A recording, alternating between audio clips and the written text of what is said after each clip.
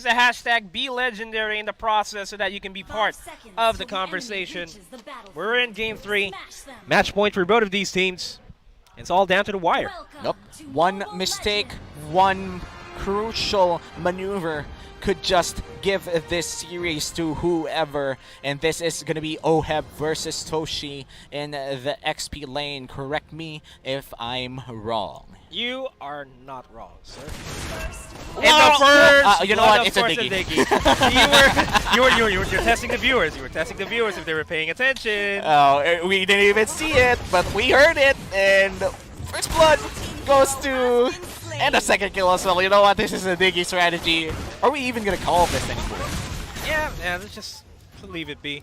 If anything, we're gonna have to focus on the side lanes here. Toshi and OHEB. That is the side lane matchup that we want to look into as Edward takes down Kenji in the side lane. I told you. That is massive. The Tham's getting an early kill and an early advantage against his counterpart is just insane for Blacklist. The early game is going to be looking lethal, and Hayes is already feeding his way back to the strategy. Will he get a Maniac? Let's see. This might just be the Maniac already. You know what? Give him the Savage. Give him the Savage. Give him the unofficial Savage. Yeah, it's going to be 5 kills straight towards the Diggy, and count that out. I think future sighted. That's going to be the 5th kill. Yeah, that's already the rotation we have here with that Diggy strat. You know, what's the strategy? Give kills to Wise.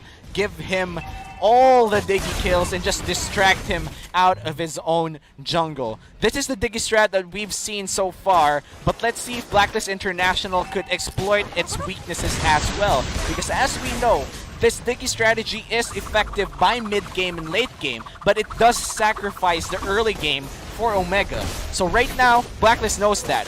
Diggy strategy will give out around a 2k, a 1k gold lead, might as well capitalize out of that strategy as well. It's also taking into consideration that this is also giving away information for Omega to where Wise is at the specific moment in time that Hayes is caught off.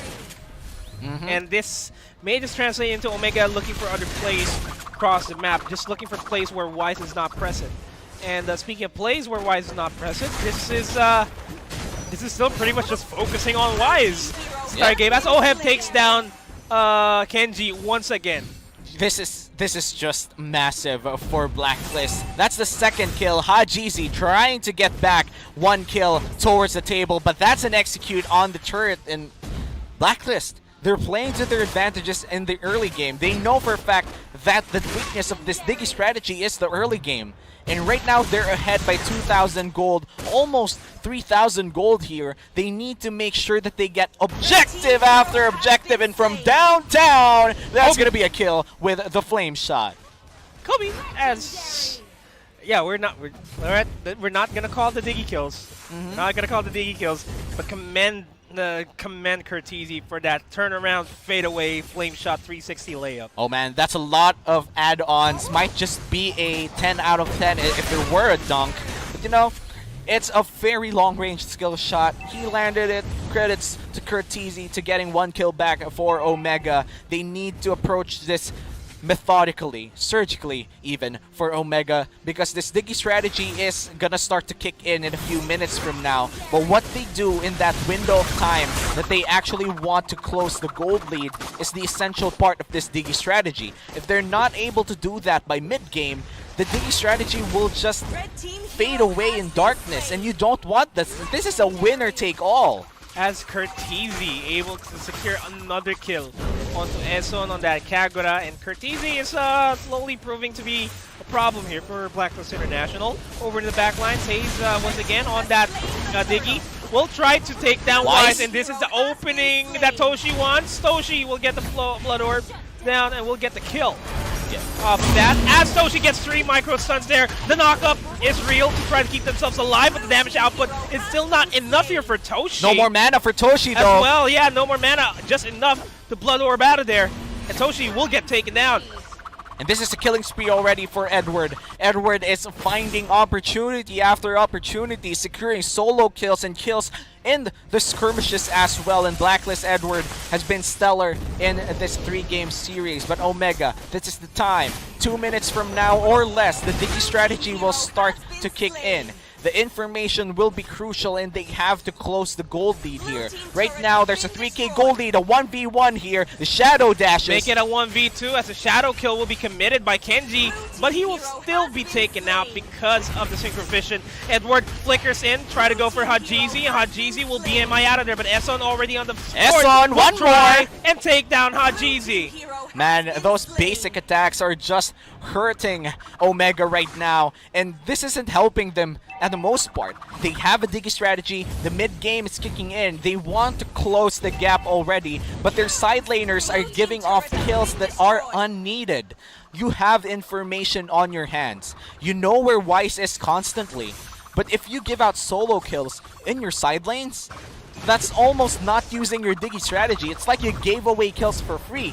Omega Esports needs to stop the bleeding for now, then find a good fight for them. Because, yeah, go on. Yeah, that's just the side lanes. The side lane turrets are down. This just opens up the jungle for Blacklist International. That despite the fact that Blacklist, despite the fact that Omega already has the Digi, there is there's no point. The jungle is wide open. Anybody on the side of Blacklist International can just take jungle camps away from Hajizi, and you don't want that to happen, especially on this squad that relies heavily on the buffs, relies heavily on getting as much farm as possible. Yep, and Oheb and Edward are already online by 7 minutes. This turtle is going to be another free objective for the side of Blacklist, and the gold lead is only growing. When they started the Digi strategy, there's going to be an obvious 3K gold lead that's going to be built for Blacklist.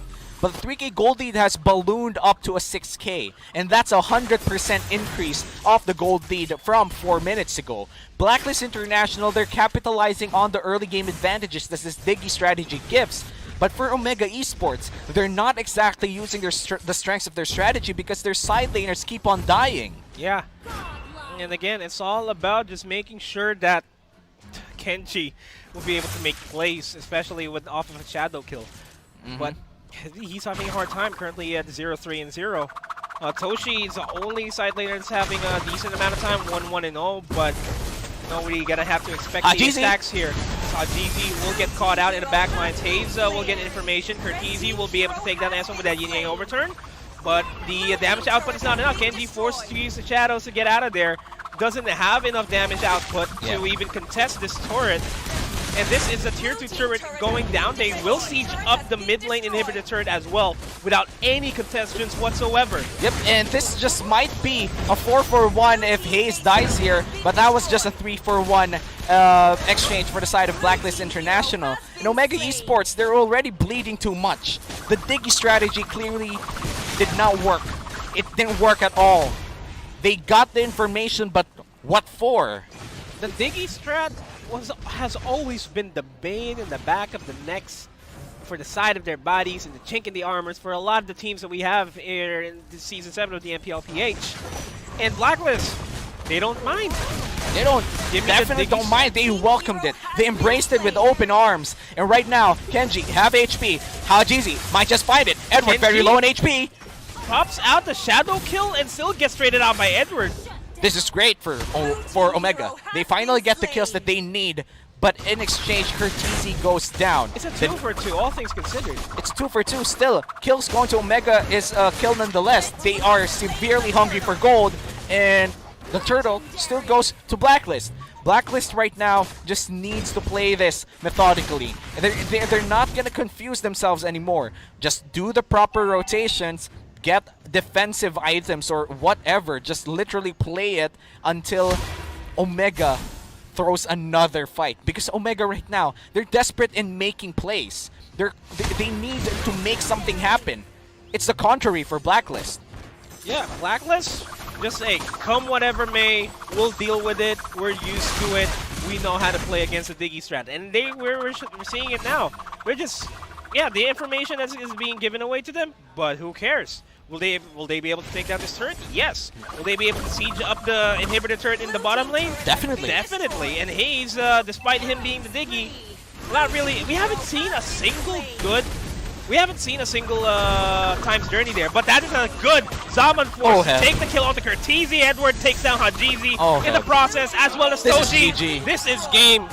Blacklist International actually securing the fastest game that we have.